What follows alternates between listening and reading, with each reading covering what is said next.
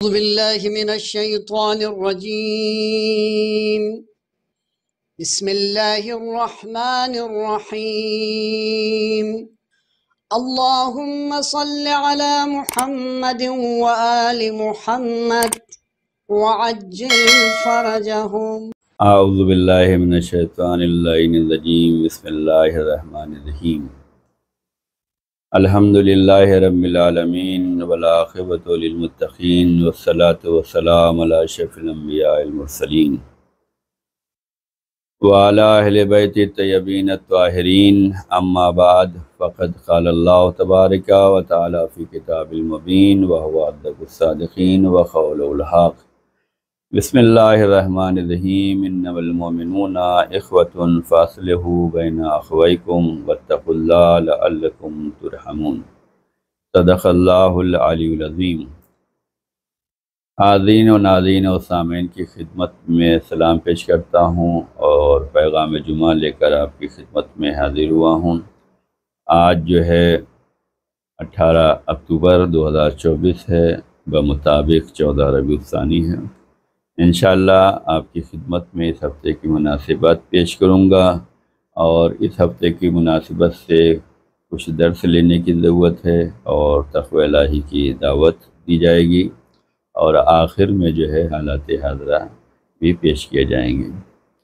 تو سب سے پہلے قرآن مجید کی اس آیت کریمہ کی جانب چلتے ہیں جس میں اللہ تعالیٰ نے بیان فرمایا ہے کہ بے شک مومنین کے بھائی ہیں، اگر ان کے اندر اختلاف ہو جائے تو اصلاح کی کوشش کرو جیسے اپنے بھائیوں کے درمیان اصلاح کرتے ہو۔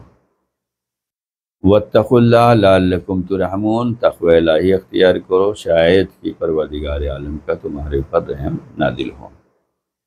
تو پیغام جمعہ میں یا خطبات جمعہ میں جو ہے تقوی الہی کی دعوت دی جاتی ہے۔ تقوی الہی ہمیں اپنانا چاہیے اور ہر وقت اپنانا چاہیے۔ تقوی الہی پہ ہمیں ثابت قدم رہنا چاہیے۔ تقوی الہی کے بہت سے فائدے ہیں، ان میں سے ایک فائدہ جو یہاں پہ بیان کیا گیا ہے کہ جو تقوی الہی اختیار کرے گا اللہ تعالیٰ کا اس پر رحم ہوگا۔ تقوی کے زیر سایہ ہمارے اعمال قبول ہونے والے ہیں۔ تقوی الہی اختیار کرنے والوں کے لیے ہی جنت سجائی اور بنائی گئی ہے۔ تو ہمیں چاہیے کہ زندگی کے ہر مرحلے میں ہم تقوی الہی اختیار کریں اور اس پر ثابت رہیں۔ تو یہاں پر جو ہے مومنوں کو جو ہے مومن کا بھائی بتایا گیا ہے کہ مومن کا بھائی ہے۔ ہمیں چاہیے کہ ہم ہر برادران ایمانی کو جو ہے عزت کی نگاہ سے دیکھیں، احترام کی نگاہ سے دیکھیں، اس کے ساتھ بھائی جیسا سلوک پیش کریں، اس سلوک کے ساتھ پیش آنا چاہیے۔ حضرت امام جعفر صادق علیہ السلام ارشاد فرماتے ہیں کہ مومن کا بھائی اور اس کی آنکھیں اس کا رہنما ہوا کرتی ہیں۔ مومن کبھی بھی کسی مومن کے ساتھ خیانت نہیں کرتا، نہ اس پر ظلم کرتا ہے، نہ اسے دھوکہ دیتا ہے، اور اگر اس کے ساتھ کوئی وعدہ کیا ہے تو اسے ضرور نبھاتا ہے۔ جہاں قرآن کریم نے مومن کو مومن کا بھائی قرار دیا ہے، وہیں پر مولا امام جعفر صادق علیہ السلام نے مومن پر کیا حقوق بنتے ہیں وہ بھی بیان فرمایا ہے۔ اس حدیث مبارکہ میں ہمیں سمجھنے کی ضرورت ہے کہ مومن کے ساتھ کبھی خیانت نہیں کرتا۔ خیانت بہت سے طریقوں سے ہو سکتی ہے، کبھی پیسوں میں خیانت ہو جائے گی، کبھی گفتگو میں خیانت ہو جائے گی، کبھی لین دین میں خیانت ہو جائے گی، کبھی کسی طریقے سے بھی خیانت۔ یہ یاد رکھیے گا کہ امانت داری اور خیانت، ان دو چیزوں کو اگر ہم نے سمجھ لیا تو ہم نے اپنی زندگی میں جو ہے اپنی زندگی کو بہتر زندگی بنا سکتے ہیں۔ حدیث میں آیا ہے جو امانت داری اختیار کرتا ہے پروردگار عالم اس پر روزی روزگار اور خوشحالی کے اسباب مہیا کر دیتا ہے۔ رسول اللہ صلی اللہ علیہ وسلم نے جو ہے کلمہ اسلام پہنچانے سے پہلے، کلمہ اسلام پڑھوانے سے پہلے انہوں نے امانت داری اور صداقت کا پرچار کیا ہے۔ مسلمان نہیں، کفار اور مشرکین بھی رسول اللہ کو صادق جانتے تھے اور امین جانتے تھے۔ امانت داری کے بارے میں حدیث آئی ہے کہ جو بندہ امانت داری سے کام لے گا، روزی روزگار اور خوشحالی اسے نصیب ہونے والی ہے۔ مثال دی گئی ہے، جس طریقے سے پانی کو اگر اوپر سے نیچے پھینکا جائے تو کتنی تیز رفتاری کے ساتھ پانی آتا ہے، جس تیز رفتاری کے ساتھ پانی اوپر سے نیچے کی طرف آتا ہے، اگر کوئی بندہ امانت داری سے کام لے گا تو روزی اور خوشحالی اور سکون اور برکت اس کے پاس اسی تیز رفتاری کے ساتھ آتی ہے۔ اور اگر کوئی خدا نخواستہ خیانت سے کام لے گا، امانت داری کو چھوڑ دے گا، خیانت کرنے لگے گا، خائن ہو جائے گا، تو جس تیز رفتاری سے پانی آتا ہے اس سے تیز رفتاری سے اس کے پاس فقر و فاقہ آئے گا، غربت آئے گی، پریشانی آئے گی، تنگی دست آئے گا۔ تو اگر ہم یہ چاہتے ہیں کہ ہماری روزی روزگار اور ہماری زندگی میں خوشحالی ہو تو ہمیں امانت داری ادا کرنا چاہیے، امانت داری سے کام لینا چاہیے، ہمیں امین رہنا چاہیے، ہمیں خائن نہیں بننا ہے۔ چھٹے امام جعفر صادق علیہ السلام نے بھی فرمایا ہے کہ مومن کبھی بھی کسی مومن کے ساتھ خیانت نہیں کرتا۔ ہم جہاں رہ رہے ہیں اپنے گھر میں خیانت نہ کریں، اپنے سماج میں خیانت نہ کریں، اپنے ملک کے ساتھ خیانت نہ کریں، علماء کے ساتھ خیانت نہ کریں، مومن کے ساتھ خیانت نہ کریں، بلکہ ہر جگہ امانت داری کے ساتھ ہمیں پیش آنے کی ضرورت ہے۔ امانت داری تو اتنی اہم ہے کہ ہمیں فخر ہونا چاہیے کہ رسول اللہ کے پاس کفار اور مشرکین جو امانت رکھتے تھے، رسول اللہ نے ان کی امانت میں خیانت نہیں کیا، یہاں تک کہ وہی کفار اور مشرکین شب ہجرت 40 قبیلوں کے سرداروں نے جو ہے رسول اللہ کے گھر کو گھیر لیا تھا اور ننگی تلواریں ہاتھوں میں لیے ہوئے تھے۔ اس دشمنی کا مظاہرہ کرنے کے بعد بھی رسول اللہ نے ان کی امانت میں خیانت نہیں کیا ہے، بلکہ اس مشکل ترین حالات میں بھی رسول اللہ نے اپنے بھائی مولا علی علیہ السلام کو جو ہے اپنے بستر پہ سلایا ہے اور شب ہجرت مکہ سے نکل گئے۔ یہ مولا علی کو اپنے بستر پہ کیوں رسول اللہ نے سلایا تھا؟ اس وجہ سے کہ صبح ہوگی تو میرے بھائی علی جو ہیں ان امانتوں کو جس کی امانت ہے اس کے سپرد کر کے تب یہ مکے سے قدم باہر نکالیں۔ یعنی رسول اللہ کی نگاہ میں امانت داری اتنی اہم تھی کہ رسول نے 40 کفار اور مشرکین کی ننگی تلواروں کے زیر سایہ علی کو اپنے بستر پہ سلا دیا اور یہ کہا کہ صبح آپ ان امانت کو ادا کر کے آئیے گا۔ یہ سب درس ہے، اس سے نصیحت لینے کی ضرورت ہے، اس پہ عمل کرنے کی ضرورت ہے کہ اتنا اہم یہ ہے امانت داری کہ رسول اللہ نے اپنے بھائی کو ظالموں کے نرغے میں چھوڑ دیا ہے اور یہ کہا کہ یہ امانت ادا کر کے آئیے گا۔ جن لوگوں نے دشمنی کا مظاہرہ کیا، جن لوگوں نے تلواریں کھینچی ہیں، ان کی امانت میں بھی خیانت نہیں کیا ہے۔ تو امام جعفر صادق علیہ السلام کی اس حدیث پہ غور کریں کہ مومن کبھی بھی کسی مومن کے ساتھ خیانت نہیں کرے گا۔ مومن مومن کا بھائی ہے، قرآن نے کہا مومن مومن کا بھائی ہے۔ امام فرماتے ہیں مومن مومن کے ساتھ خیانت نہیں کر سکتا، تو ہمیں چاہیے کہ ہم کسی طریقے سے بھی خیانت نہیں کریں بلکہ ان کا ساتھ دیں، ان کا حوصلہ بڑھائیں، ان کے لیے دعائے خیر کریں، ان کو بہترین مشورہ دیں، ایسا مشورہ ہو جو کامیابی کے لیے ہو، ایسا مشورہ جو ہو جو انہیں کامیابی کی منزل تک لے جا سکے، ان کی زندگی خوشحال ہو سکے۔ ہمیں مومن کا خیال رکھنے کی ضرورت ہے۔ امام فرماتے ہیں کہ مومن مومن پر ظلم نہیں کرتا، ہمیں ظلم نہیں کرنا ہے۔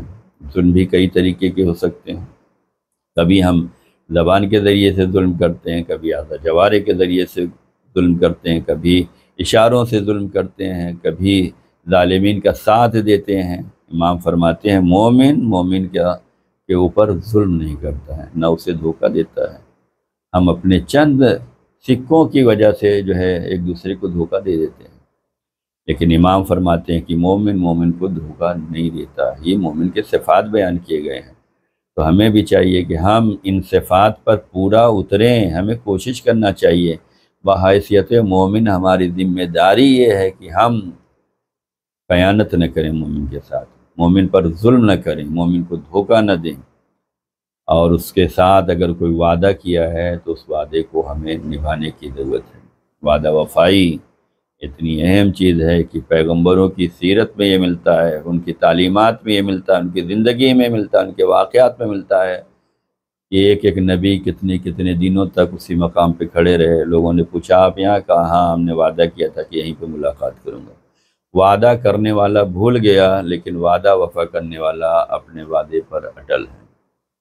امام فرماتے ہیں مومن کے ساتھ اگر وعدہ کرتا ہے تو اسے ضرور نبھاتا ہے۔ ہمیں چاہیے کہ ہم اپنے اندر ان صفات کو پیدا کریں، اور ان صفات پر اگر عمل کریں گے تو یہی تقوی الہی ہوگا۔ جن کے اندر تقوی الہی ہوگا وہ اپنے اندر ان صفات کو برقرار رکھیں گے، اس پہ ثابت رہیں گے۔ تو ہمیں چاہیے کہ ہم تقوی الہی پر ثابت قدم رہیں، تاکہ ہمارے اوپر پروردگار عالم کا رحم بھی نازل ہو سکے، ہمارے اعمال بھی قبول ہو سکے، ہماری زندگی میں خوشحالی آ سکے، ہماری روزی روزگار میں برکت آ سکے۔ اس ہفتے کی جو مناسبت ہے وہ 14 ربیع الثانی کو قیام توابین ہے جو 65 ہجری میں آیا ہے، اور قیام مختار ثقفی ہے جو 66 ہجری میں آیا ہے۔ 16 ربیع الثانی کو جو ہے جناب صالح کی قوم پر عذاب آیا تھا، اور 21 ربیع الثانی کو باقر النمر کی شہادت واقع ہوئی ہے۔ تو یہ 3 مناسبتیں ہیں جو ہمیں غور کرنے کی ضرورت ہے۔ پہلی مناسبت قیام توابین کی ہے۔ یہ وہ لوگ ہیں جو امام حسین علیہ السلام کے ساتھ کربلا میں نہیں آئے تھے یا نہیں آ سکے تھے، کوئی مجبوری رہی ہوگی، لیکن شہادت امام حسین کے بعد ان لوگوں کو یہ احساس ہوا کہ ہم امام کا ساتھ نہیں دے سکے اور امام کے لشکر میں نہیں جا سکے، لہذا ہم لوگوں کو جو ہے کچھ کرنا چاہیے، جو قاتلان امام ہیں ان سے مقابلہ کرنا چاہیے، ان سے انتقام لینا چاہیے۔ کیوں؟ ہم امام والے ہیں۔ تو توابین یعنی توبہ کرنے والے، ان لوگوں نے جو ہے اپنی غلطیوں پر ندامت کی ہے اور توبہ کیا ہے، اور 65 ہجری میں جو ہے یعنی واقعات کربلا کے بعد ان لوگوں نے جو ہے قاتلان امام حسین سے انتقام لینے کے لیے اور حکومت کو اہل بیت اطہار علیہ السلام کے حوالے کرنے کے لیے جو ہے قیام کیا تھا۔ اسے قیام توابین کہا جاتا ہے۔ اس کے سردار جو تھے سلیمان بن سرد خزائی تھے، ان کی قیادت میں لشکر کوفہ سے پہلے مظلوم کربلا کے روضے پہ گیا ہے، یعنی کربلا پہنچے ہیں، مزار حضرت امام حسین علیہ السلام پر اپنی کوتاہیوں کی سے توبہ کی ہے، گریہ کیا ہے، عزاداری کی ہے۔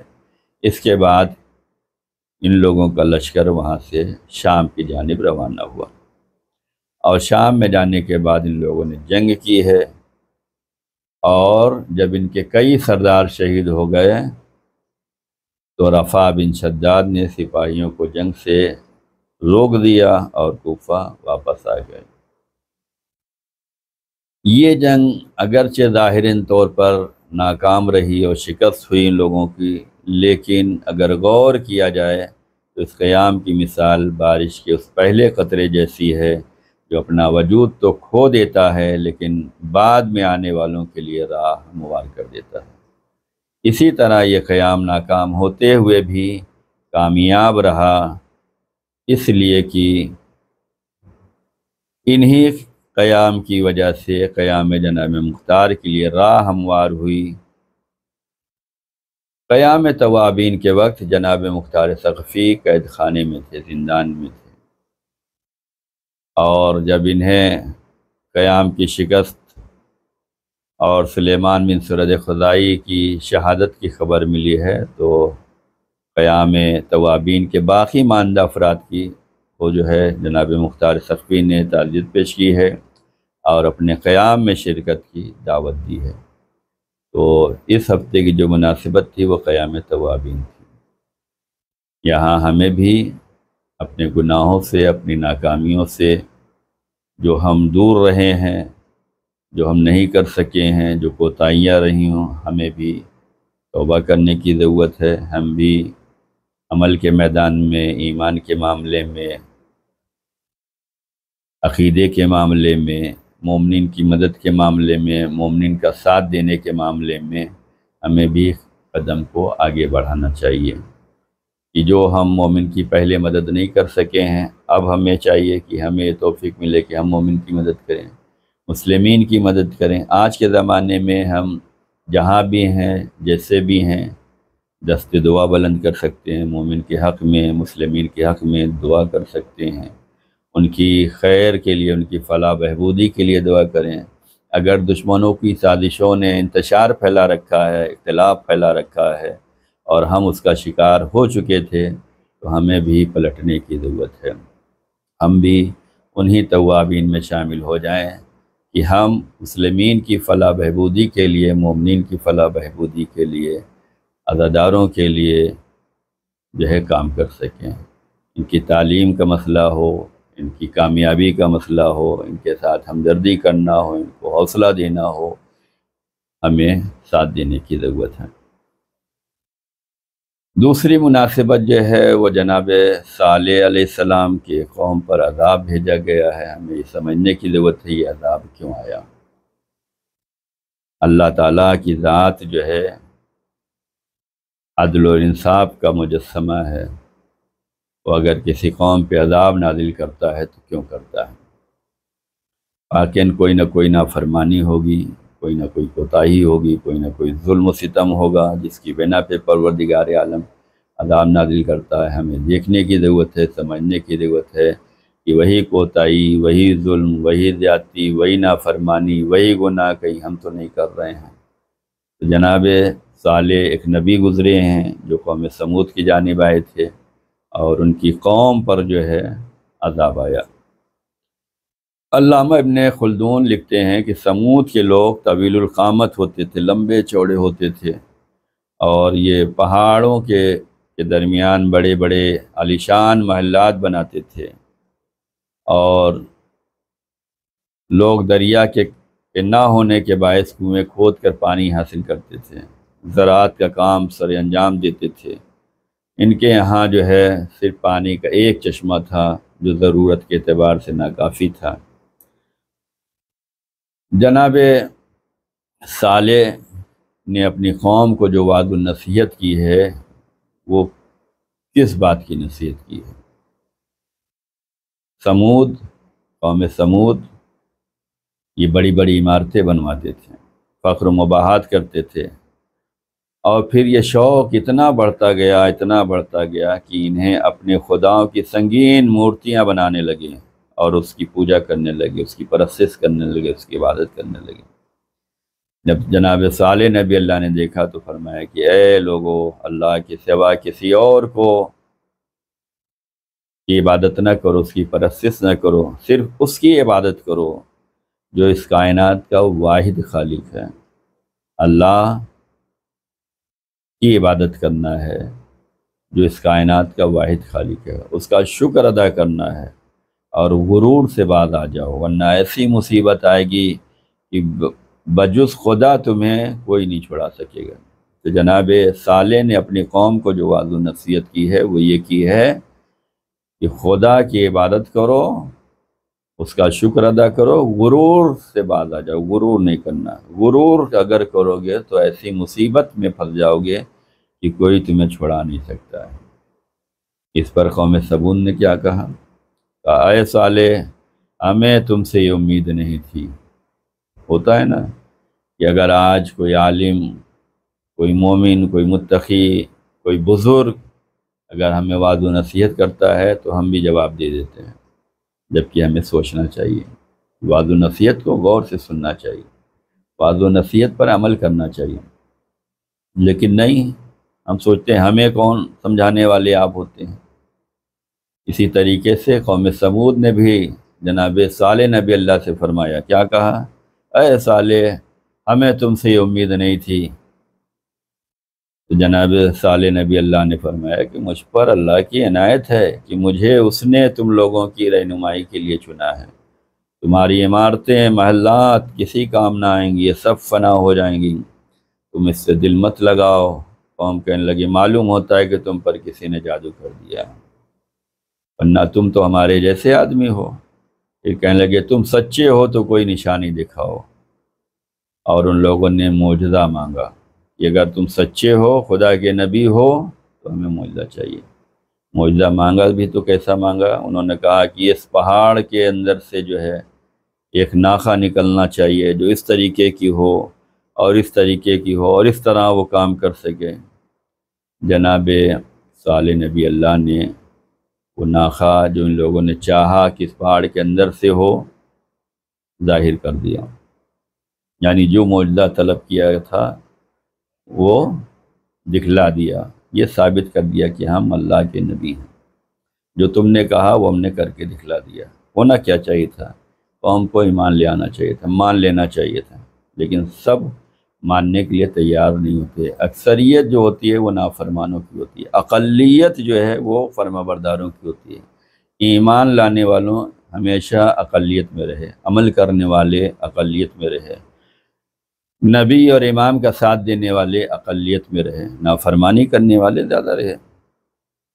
تو قوم سمود کا واقعہ یہ ہے کہ جب اللہ تعالیٰ نے جناب صالح کو ان کی طرف بھیجا اور جناب صالح نے ان کو اللہ تعالیٰ کو ایک ماننے، ان کے ساتھ شریک نہ ٹھہرانے اور اس کی عبادت کرنے کو حکم دیا اور رب کی نعمتیں یاد دلانا اور سمجھانا شروع کیا اور عذاب الہی سے ڈرایا، تو اس دعوت کے بعد قوم کے سردار جندہ بن عمر نے عرض کیا کہ اگر آپ سچے نبی ہیں تو پہاڑ کے اس پتھر سے فلاں فلاں صفات والی اونٹنی ظاہر کر دیں۔ آپ نے دعا مانگی، سب کے سامنے پتھر پھٹا، صفات مخصوصہ والی اونٹنی نمودار ہوئی اور پیدا ہوتے ہی اپنے برابر بچے کو جنا۔ معجزہ دیکھ کر کون کون ایمان لائے؟ یہ معجزہ دیکھ کر جندہ تو اپنے خاص لوگوں کے ساتھ ایمان لے آیا، جبکہ باقی لوگ اپنے وعدے سے پھر گئے اور کفر پر قائم رہے۔ اونٹنی کے بارے میں جناب صالح نبی اللہ نے ہدایت دی تھی اور یہ فرمایا تھا کہ تم اسے تنگ نہ کرنا، اسے اس کے حال پہ چھوڑ دو، اسے برائی کی نیت سے ہاتھ نہ لگانا، اسے برائی کی نیت سے مارنا نہیں، اسے ہکانا نہیں اور نہ قتل کرنا، ورنہ تمہیں دردناک عذاب پکڑ لے گا۔ تو یہ اس ہفتے کی جو مناسبت ہے، قوم صالح پر عذاب آیا۔ کیوں عذاب آیا؟ منع کیا گیا تھا کہ جو ناقہ معجزے کے طور پہ ظاہر ہوئی ہے، اس کو بری نیت سے ہاتھ نہیں لگانا، مارنا نہیں ہے، ہکانا نہیں ہے، قتل نہیں کرنا ہے، ورنہ عذاب آ جائے گا۔ ان لوگوں نے کیا کیا؟ ان لوگوں نے جو ہے جو نبی صالح تھے ان کی نافرمانی کی، اونٹنی کو جو ہے شہید کر دیا اور عذاب آ گیا۔ جب ان لوگوں نے اونٹنی کے پیر کو کاٹ دیا، اور یہ کس کے کہنے پہ کاٹا گیا؟ قوم سمود میں ایک صدوق نامی عورت تھی جو بڑی حسین اور مالدار تھی۔ جو نافرمانی کرتے ہیں وہ کسی نہ کسی کے اشارے پہ کرتے ہیں، اور یہ سوچنا چاہیے کہ ہم کس کی نافرمانی کر رہے ہیں۔ خدا کی نافرمانی کس کے اشارے پہ کر رہے ہیں؟ نبی کی نافرمانی کس کے اشارے پہ کر رہے ہیں؟ امام کی نافرمانی کس کے اشارے پہ کر رہے ہیں؟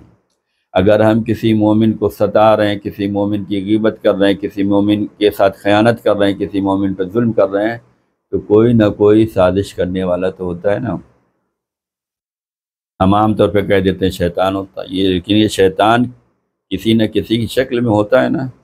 قوم سمود میں ایک عورت تھی جس کا نام صدوق تھا، جو بڑی حسین اور مالدار تھی، اس کی لڑکیاں بھی بہت خوبصورت تھیں۔ اس نے مصدع ابن دہر اور قیدار ابن سالف کو بلا کر کہا کہ اگر تم اونٹنی کو ذبح کر دو تو میری جس لڑکی سے چاہو نکاح کر لینا۔ چنانچہ دونوں نے مل کر اس اونٹنی کو ذبح کر دیا، جس کے بارے میں جناب صالح نبی اللہ نے کہا تھا بری نیت سے دیکھنا بھی نہیں، چھونا بھی نہیں اور اسے اذیت بھی نہیں دینا ہے۔ اسی اونٹنی کو اس عورت کے کہنے پر ذبح کر دیا ان دو لوگوں نے، اور جب ذبح کر دیا، ایک نے ذبح کیا، دوسرے نے اس ذبح کرنے میں مدد کی۔ تو جناب صالح نبی اللہ کہنے لگا کہ تمہارے اوپر عذاب آئے گا، اور ان لوگوں نے کہا کہ اگر تم رسول ہو تو ہم پر عذاب لے آؤ۔ جناب صالح نبی اللہ نے فرمایا کہ 3 دن کے بعد جو ہے عذاب آئے گا، اور 3 دن کے بعد عذاب آیا، اور یہ لوگ عذاب کی وجہ سے ہلاک ہوئے، اور ان کے ہلاکت کے بعد جناب صالح مومنین کو لے کر مکہ مکرمہ کی جانب جو ہے روانہ ہو گئے۔ تو یہ عذاب کیوں آیا جناب صالح کی قوم پہ؟ نافرمانی کی وجہ سے۔ جس کام سے روکا گیا تھا اسی کام کو ان لوگوں نے انجام دیا، ایک عورت کے کہنے پر۔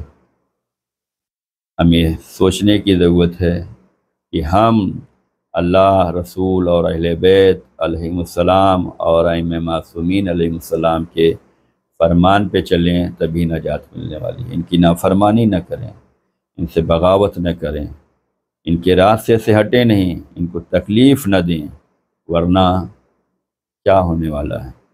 عذاب آئے گا، اور جب عذاب آتا ہے تو اسے کوئی نہیں ٹال سکتا۔ اس ہفتے کی جو مناسبت تھی یہ ہم نے آپ کی خدمت میں پیش کیا ہے۔ اب حالات حاضرہ جو جمعے کے دن ضرور بیان کرنا چاہیے، خطبات جمعہ میں بھی ہونا چاہیے، پیغام جمعہ میں بھی ہونا چاہیے، قوم کو بیدار رکھنے کی ضرورت ہے۔ حالات حاضرہ میں ہمارے ملک ہندوستان میں کلکتہ میں ایک پروگرام منعقد ہوا جو بین المذاہب تھا، جسے رحمت للعالمین کانفرنس کا نام دیا گیا۔ بین المذاہب کام کرنے کی ضرورت ہے تاکہ لوگوں کو ایک دوسرے سے قریب لایا جائے، لوگوں کو ایک دوسرے سے دور نہ کیا جائے۔ حوضہ نیوز ایجنسی کی خبر کے مطابق اس کانفرنس کا مقصد مختلف برادریوں کے درمیان آپسی سمجھ بوجھ کو بڑھانا اور مذہبی ہم آہنگی کو فروغ دینا تھا۔ مقررین نے اس بات پر زور دیا کہ ہر مذہب محبت، امن اور انسانیت کی خدمت کی تعلیم دیتا ہے، اور اسی بنیاد پر ہم ایک خوشحال اور پرامن معاشرے کی تعبیر کر سکتے ہیں۔ تو یہ بہترین عمل ہے جو کلکتہ میں منعقد کیا گیا ہے، بین المذاہب کیا گیا ہے، اور اس کا نام رحمت للعالمین کانفرنس دیا گیا ہے۔ تو اس کی ہم جو ہے مدح کرتے ہیں، ان کی ستائش کرتے ہیں۔ یہ کام اچھا تھا، خدا ہر جگہ اس کام کو عمل کرنے کی توفیق دے کہ جہاں بھی ہم رہیں وہاں انسانیت کا پیغام دیں، محبت کا پیغام دیں، امن و امان کا پیغام دیں۔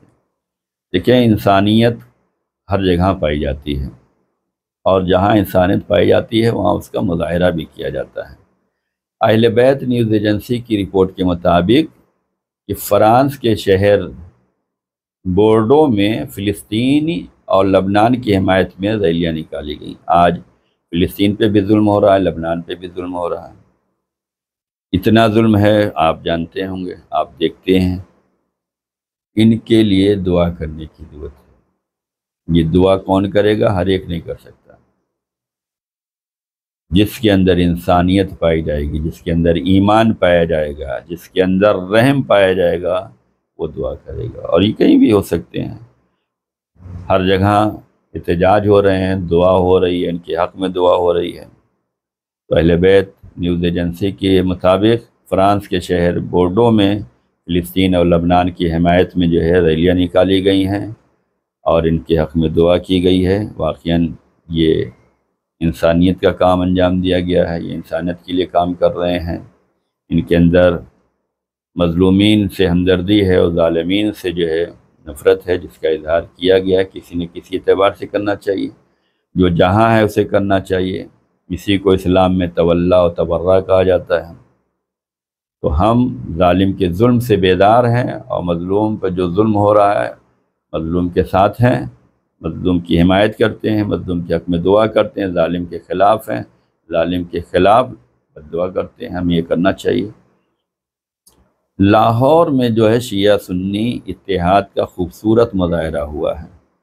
پاکستان حوضہ نیوز ایجنسی کی رپورٹ کے مطابق پاکستان کے شہر لاہور میں ملی یکجہتی کونسل پاکستان کے مرکزی سیکریٹری و جنرل لیاقت بلوچ سے ڈپٹی سیکریٹری جنرل علامہ عارف حسین واحدی نے ملاقات کی ہے، اور یہ شیعہ سنی اتحاد کا مظاہرہ ہوا ہے، جہاں پر ان لوگوں نے شیعہ کی